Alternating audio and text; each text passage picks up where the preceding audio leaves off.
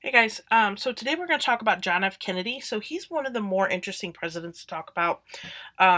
Definitely one that is intriguing to a lot of people. So um, we're going to talk today about his election in 1960, and then we'll get into his domestic and foreign policies and some of the challenges he was facing, especially with foreign policies. And then we're going to talk about his eventual assassination.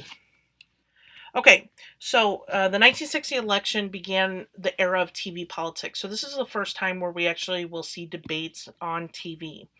And so it pitted John F. Kennedy, who the Democrat. So he was Catholic and he was from a wealthy family, a very powerful, influential family. The Kennedys still to this day are pretty powerful and influential. Um, and they're from Massachusetts. So he was a Democrat against Richard Nixon, who was a Quaker. So he's a Protestant. He came from a really poor family. He was a Republican. And this campaign focused on the economy and the Cold War in particular. But this is, like I said before, the debates were televised. Okay, so it's the first time we see this. So there was a strong influence on the outcome because the debates were televised.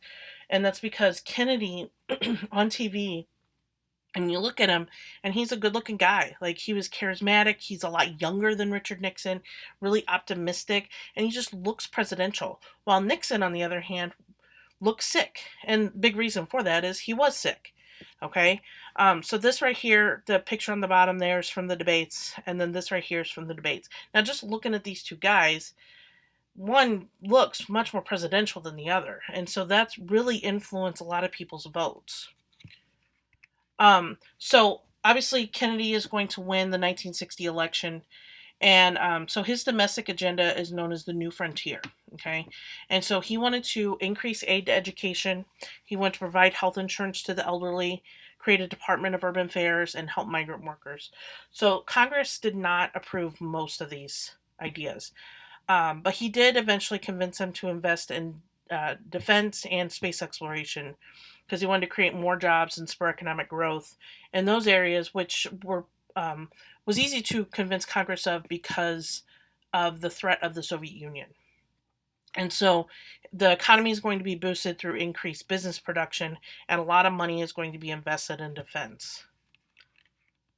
So the women's movement, so he created a presidential commission on the status of women.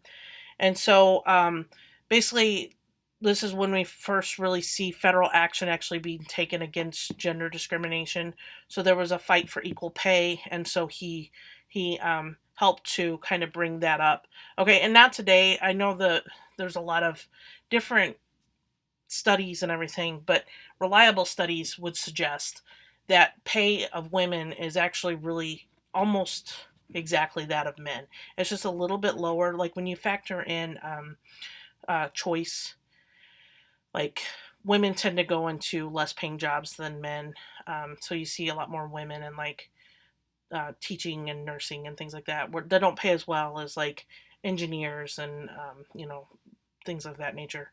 So anyway, so when you factor in choice, the women make just about as much as men to this day. Okay, so global challenges. So Kennedy supported a flexible response when it came to the Cold War. So he did ask for a buildup of troops and weapons, and he supported the special forces. So he wanted more guerrilla warfare, so he wanted to be a little more covert. Um, but there was an Alliance for Progress, so over 10 years, $20 billion was promised to aid Latin America so they didn't turn communist, which in some cases didn't work. The Peace Corps will be created. So this was created to help less developing nations fight poverty. Now, this is not necessarily um,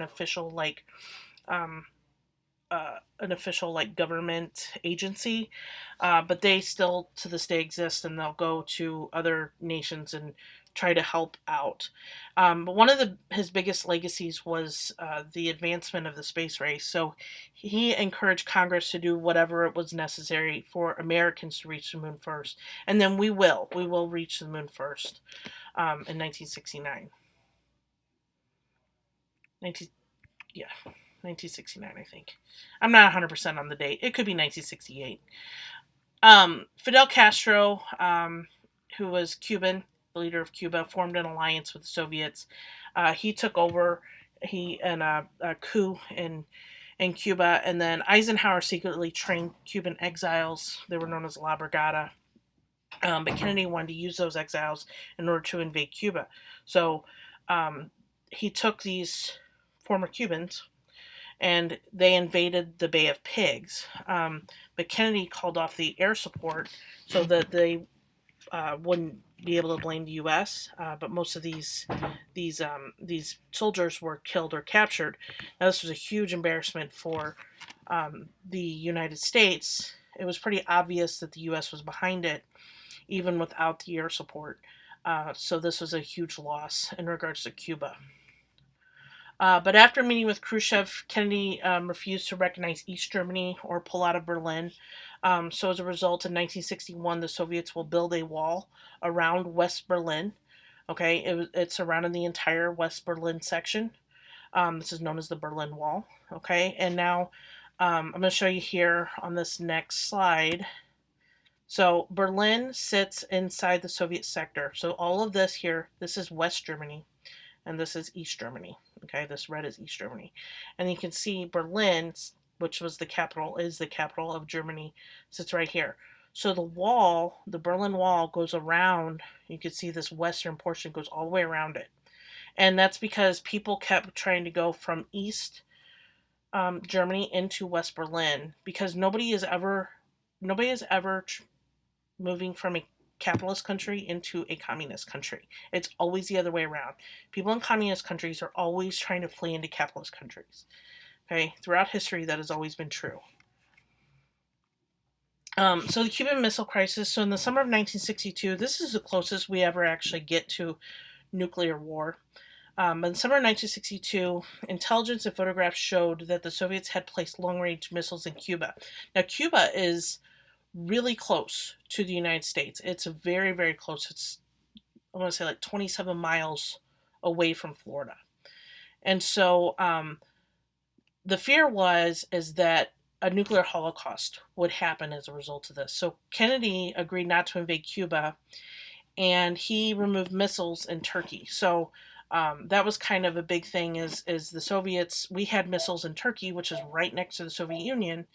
And so eventually what happened is he said, okay, we'll take the missiles out of Turkey if you take the missiles out of Cuba.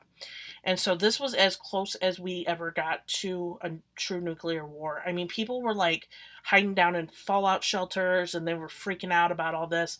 I mean, it was a very, very tense moment. But eventually, there was a treaty that banned the testing of nuclear weapons in the atmosphere. But this event is going to lead to the demise of Khrushchev, and then new leadership did not like negotiating with the West, and so they really built up their arms. So they built up their military as a result. All right, so November 22nd, 1963, Kennedy was in a motorcade, a presidential motorcade in Dallas, Texas, and he was shot twice while riding in this motorcade. So Lee Harvey Oswald was the assassin. He was a Marxist. He spent a lot of time in the Soviet Union. He was accused, but before he could go to trial or anything, Jack Ruby killed him. Now, there's still to this day a lot of controversy over his death, but the major result was the country was just heartbroken over his death. He was seen as being just a very beloved president, and then Lyndon Johnson took over in 1963. He took the oath of office, and he became president. And he continued many of Kennedy's reforms, and he went way further on a lot of things. But when he took the oath of office, Jackie Kennedy, John's wife, was there, and she was still in her bloodstained suit. So it was pretty heartbreaking and shocking of an event. All right, and that's all I got for you guys today. Don't forget to complete your processor. Enjoy the rest of your day.